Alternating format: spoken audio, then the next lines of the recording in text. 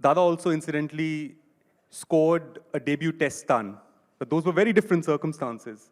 Dada, here in 2013, you've got Shikhar Dhawan, who's no longer a youngster. He's been through the grind of domestic cricket, yet he makes his test debut and scores 100 against Australia of a mere 85 balls. He's now overnight at 185. Do you think that's because of the advent of T20 cricket and the kind of influence that T20 cricket now has on cricket all over the world? See, I definitely agree that T20 cricket has an influence on cricket, modern day cricket for sure, and batsmen for sure. But I would just not give this credit for this 100 because of T20 cricket. I think test match cricket is still the best form of cricket, and I think you need to show a lot more skills in test cricket to succeed, and he did show it today. I watched his innings completely right throughout every ball, and he looked terrific. He had the time to play fast bowling. Although, yes, you can say that the wickets were slow. Australia is not the best bowling attack in the world. You can't get wickets in India if your spinners don't know how to bowl. You can say all sorts of things. But for someone, you know, the way he batted today, there have been a lot of players in the past who scored hundreds in debut and who will go on to make hundreds in their first test matches. But what stood out for me is the way he batted. And I think it speaks a lot about his mindset. And I don't think that's just got to do with T20 cricket. There are other players in the recent era who've played test cricket, succeeded in test cricket, and who are still a part of T20 cricket. But for me, it's what stood out was complete, take your mind off the situation that this is my first test. This is where I need to play. This is what I want to play. Because as a player, you want to play test cricket. You can play T20 cricket, you can be an important player in the IPL or one-day cricket, but it's the success. And today, Shikhar Dhawan, he had some outstanding performances in T20 cricket. But today, I think he will go back home or to the hotel satisfied. And when everyone's eyes, players, critics, captains, coaches, he will go much higher as a player. Yes, as I said, as I started this topic, that there is an influence. But I think what stood out is his ability today, which will help him adapt in all forms of the game. Brian, when you made your test debut, do you think around that time players could have even dreamt of or thought of playing an innings like this at that point in time? Well, I will. Are you hearing me, everyone? Yeah. I would say that the 100 today, even though I did not see it, I got in at midday today, so went straight to bed. But obviously it had some relation with the fact that he's played a lot of T20. And looking back at all the players that scores quick hundreds now, not just on debut, you know, the Warners, Chris Gales, Sehwag, these are very much attacking players, and these are guys that are big franchise players in the IPL or any of the T20s around the world. So I would think 20, 30 years ago, you know, no one would dream about, you know, scoring 185 balls. If you can get to 30, 40, and 85 balls, you'll be happy to carry on. But this is the way the game is going, and I think it's not just you're going to see exciting cricket from the batsmen. I think you're going to also see a lot of more results. All right. It's very interesting because the man that Shikhar Dhawan has actually replaced in the side is Virender Sehwag. And Arjuna, I want to bring you into the conversation. We were talking about this backstage also. Virender Sehwag, you would normally think the way he plays, the way he executes himself out there on the middle, is somebody who's suited to T20 cricket, to one-day cricket. But the biggest impact that he actually had and has had so far is actually Test cricket. But if we look at his record, if we go by the numbers and the stats, since the advent of T20 cricket, since India won the T20 World Cup in 2007, he played T20 cricket regularly for the next 2-3 years, so say 2010. After that, if we look at his form, it's been very dismal. He's averaging under 30, whereas earlier he was in the high 50s. Do you think somewhere down the line, subconsciously, playing T20 cricket in the IPL for the country has had an impact on somebody as great as Virender Sehwag? No, I'm sure it can happen. Only thing is you need to understand the way he came up. He batted at number 6 and then came to open. I'm sure that either Sourav or Asharuddin is the one who pushed him to open. Same thing happened to someone like Jayasuriya back in Sri Lanka. He was batting at number 7. Then we realized that we need to get best from him. Then we started opening with him. Only thing I see from 2020, apart from All these three guys have played 2020. I'm the only one who doesn't play 2020 and who hasn't played 2020. But what I see, when you play in the shorter version, especially the 2020, the people doesn't know the value of the technique. I think you take these three guys who perform well in the international scene.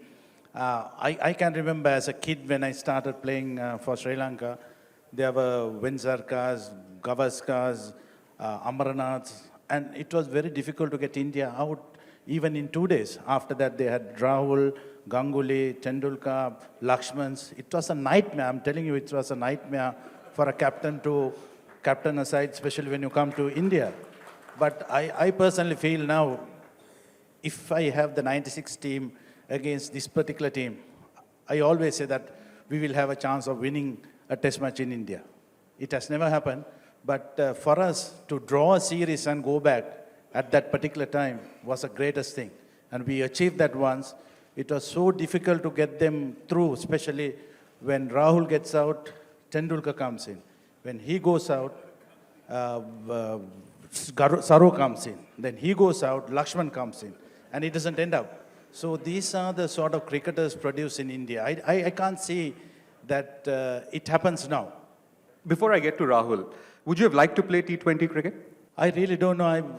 I might have played 20, but I personally feel that this is a game where we need to understand properly and balance it properly. Otherwise, it can affect the younger generation. That's my main worry. I'm not really concerned about the seniors, but when it comes to the younger generation, if they are more concerned about playing the shorter version, forget about playing the 3-day games or the 4-day games. That can have an effect in the Indian cricket in the future, or even Sri Lankan cricket or whatever the world cricket.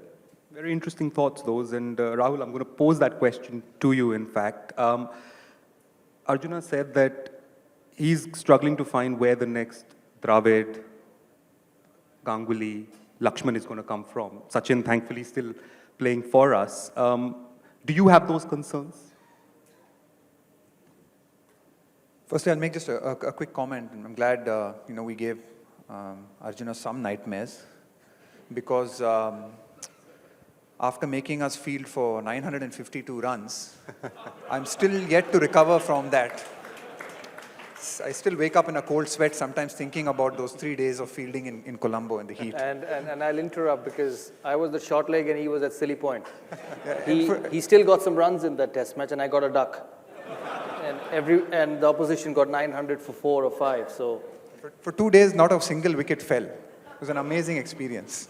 But to go back to your point, Gaurav, no, I think there'll be a different kind of cricketer. I think the game is changing. The game is changing. The players, the way they play the game is changing.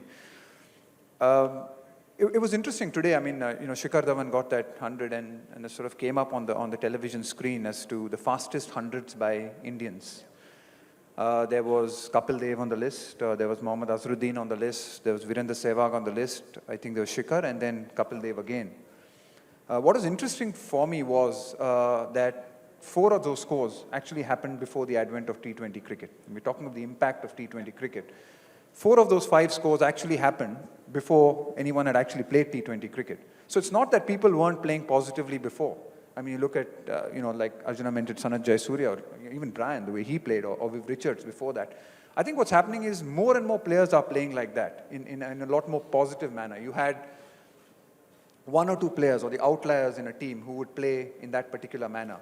You look at the Indian top 6 or 7 today, and every one of them actually, if you put the field in to a spinner, put a mid-on, mid-off up, will go over the top. When I started, probably Tendulkar and Ganguly against the left-arm spinners were the only guys who would do that. So that's what's changed. I think if you look, there were always players who played positively and who could score runs quickly. But I think you find more and more players doing that now because of T20 cricket. So it's going to be different. You'll find different kinds of players. And it was great. It was great to watch Shikhar play. It was exciting. It was great fun to watch. Would you say that, during your era, we saw a lot of pure batsmen come and exhibit their art? Batsmen who built in innings, batsmen who were patient. Patience is something that's synonymous with Rahul Dravid. Do you think those kind of batsmen we're going to get to see now in the generations that come through, given the fact that when you started your cricket, T20 was not even on the horizon, but now they're growing up and they're sampling their cricket through T20 as well. Look, I still think you look at Pujara. I mean, Pujara is a good example of a young player coming through, I think, who's come through the ranks, who's, I think who values his, who's sort of grown up as a technician or as a test player, who's grown up in what we call the classical test format. But he's also increased his repertoire. And you can see that, from the time that I saw Pujara as a young kid, 5-6 years ago playing for Saurashtra against Karnataka, and if I look at the range of shots that he has today, he's grown in leaps and bounds. So I think there's still going to be a place for the technician and the person. I think even to play positively, you need a good technique. I mean, Virendra Sehwag is able to play that he did, or even Shikhar Dhawan's innings today was a positive innings. But, to get into some of the positions that he did to play positively, requires a good technique. So you might not see that many people with a defensive technique anymore, but I'm still sure that, there is a room and there is a place for it, especially in Test cricket. Arjuna, do you feel the two formats can coexist peacefully without impinging on each other? I think you need to understand the value of Test cricket. If you can survive playing Test cricket, I'm sure that even for the shorter version, you might be able to adapt. And I'm sure that all the top cricketers produced in the world has adopted into the shorter version. But my major worry is the younger generation. I think when I'm talking about the 15 or 17-year-old kids who are playing junior level everywhere. I can take a clue from Sri Lanka. I think most of these younger cricketers are more keen on playing their shots, or they are not really bothered about concentrating on their technique. I think that's the biggest worry I go through. And they all prefer to bowl 4 overs and take a break rather than thinking of 20 overs or 25 overs for a day. I recently coaching clinic just outside Colombo, and I spoke to a 15-year-old really good fast bowler. He said, I love to play 20-20. I said, why? Then he said, I only have to bowl 4 overs. I think that's a concept adopted by this younger generation. That's something we need to address very quickly and divide that into 2 groups. For me, 2020 is entertainment, Test cricket is education. Brian, before I come to you, I've got a question for Dada. Dada, it's very interesting what Arjuna was saying, because after India won the Under-19 World Cup very recently under the captaincy of Unmukh Chand, I was speaking to one of the Under-19 players, and I won't take their name. That player, during the course of the conversation, asked me, "Bhaiya, IPL mein kuch ho sakta hai." That was the first thought that came to his mind after winning the World Cup and representing the country at the Under-19 level. Do you think there is a problem of youngsters not realizing that Test cricket, as a lot of you guys grew up thinking, is the ultimate format of the game? Do you think there is, somewhere down the line, our youngsters who are coming through the ranks who feel that, as Arjuna was saying, if I bowl 4 overs or if I bat for 30 balls and score 60 runs, my job is done and I'll get that money? I think they do. I think a lot of our Indian players do. Because I played a lot of domestic cricket for the last 3 years. After I finished playing for India, I never got the opportunity of playing domestic cricket consistently. And when you speak to a lot of players, they realize that Test cricket is the important part of cricket, because that's when you're playing for India. And when you play IPL, you don't play for India. You play for Rajasthan, Calcutta, Mumbai, Delhi, Pune, whatever names you take. I think what IPL does to a lot of young players is it gives them recognition. You score runs in domestic cricket, because in the past there's been lots of first-class players who scored heaps of runs in domestic cricket and never played for India. But these boys know that if I play first-class cricket in Ranji Trophy, I get runs, and I have a good season of IPL, I get noticed by the selectors. And I think what IPL does is creates a platform for young players to be noticed at that level. And then if you do well against the best, say for example, a young 22-year-old gets a 30-ball 60 against a Dale Steyn or a Callis or a Morkel, the selectors will stand up and notice that, listen, he can play fast bowling at the top level. So it doesn't guarantee success at the Test level or the one-day level, because actually when you look at T20 cricket at the international level, there are about 4 or 5 games in a year. T20 cricket has become very popular because of IPL and other franchise league-based cricket all around the world. It's not the international T20s which has made it popular. It's only one World Cup maybe in 2 years, which could become 4 years from the next season. So I think IPL gives a platform and a visibility to a lot of young players, which is not always possible in domestic cricket, because when I was young playing first class cricket, I've seen a lot of greats, successful domestic players, and I can take guys like Raman Lamba, Ajay Sharma, Arun Lal, Ashok Malhotra, Brijesh Patel, who did play a bit of test cricket, but have scored heaps of runs in domestic. The spinners like Rajinder Goel and Padmakar Shivalkar, who's got 500, 600 Ranji Trophy wickets, have not succeeded at that level. But what IPL does is gives you instant recognition and a belief that I can get Jack Callis out or a Dravid out or get a 50 or 100 against Steyn, Morkel, or even Muthaiya Muralidharan. Brian, Arjuna also spoke about the value of Test cricket. Do you think West Indies cricket has had a problem in that department for a number of years, especially since the advent of a lot of professional IPL leagues all over the world? I'd use the term mercenary cricketers, some of them prioritizing playing in these in the T20 leagues around the world rather than represent the West Indies. First of all, the fabric of West Indies cricket started to soften up in the beginning of the 90s, with the resignation of guys like Sir Vivian Richards, Gordon Greenidge, Desmond Haynes, and I believe that we laid no foundation at all. There was no structure in West Indies cricket for us youngsters at the time to benefit from it and to carry on the legacy.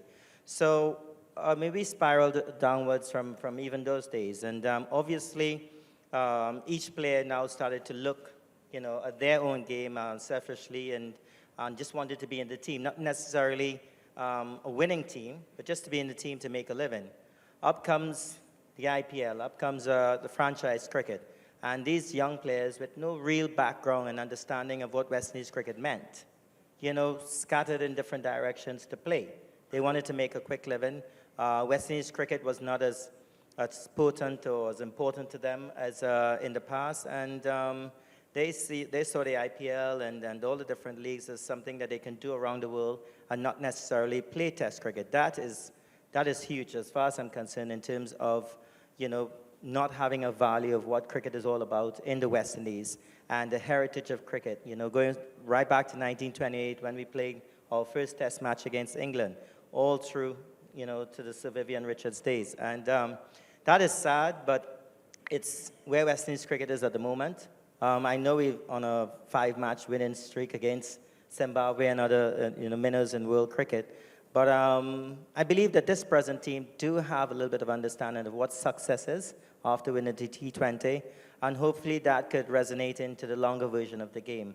Because we do need, the West Indian crowd, I think, appreciate our results in the Test arena more than anything else. And the players need to understand that and want to perform in that arena as well.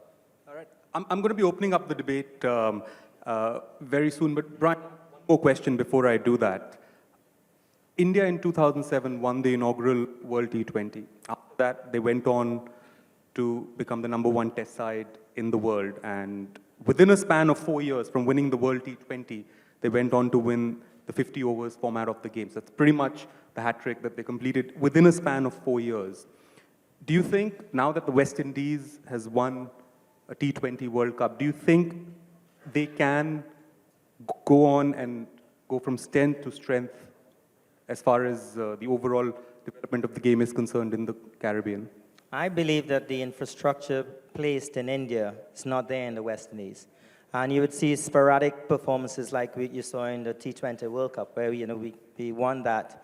But to say that there's going to be a consistent performance from the team that has to build to become a Test champion team, it's not going to happen in 6 months' time. I don't believe that we have the infrastructure. I don't believe that we have what it takes at present to become world champions in all formats of the game. I don't place the responsibility or any of it on the players. I still believe that administratively we've got it wrong. And until we get it right, it's then going to take 5 or 10 years before we can see a team not as invincible as the team in the 70s and 80s, but a team that can compete with the best teams in the world and come out on top.